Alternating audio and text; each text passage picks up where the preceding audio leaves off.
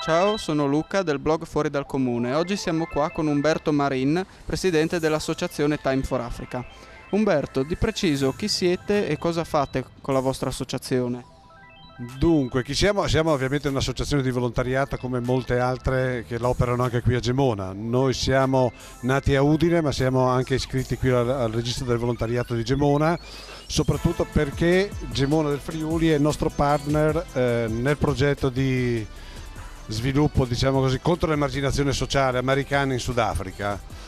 Chi siamo? Siamo nati nel 2005, siamo nati prevalentemente per parlare dell'Africa in modo giusto, in modo corretto, fuori dai luoghi comuni, dagli stereotipi, e in questi anni abbiamo sviluppato tutta una serie di attività, di iniziative a carattere culturale prevalentemente, ma ovviamente anche con piccoli progetti di sviluppo locale in Africa.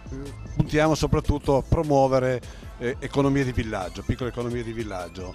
Quindi in questo senso abbiamo sviluppato progetti in Togo, in Mozambico, in Costa d'Avorio, in Senegal, in Nigeria, adesso un grande progetto, e anche questo progetto qui a Maricana che vuole valorizzare lo sport e l'arte come strumento, come mezzo di lotta contro l'emarginazione sociale, che è molto forte in Africa. Visto che in questo periodo assistiamo a un grande disinteresse da parte dei giovani, cosa pensi che un giovane possa guadagnare da un'esperienza di volontariato come la vostra?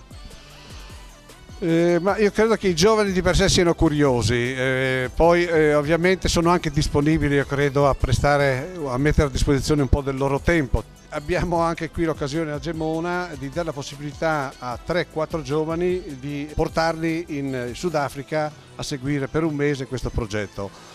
Ovviamente questa è un'iniziativa che abbiamo assieme al Comune, adesso noi speriamo quest'estate di lanciare la proposta ai giovani e quindi speriamo che i giovani di Gemona rispondano, insomma.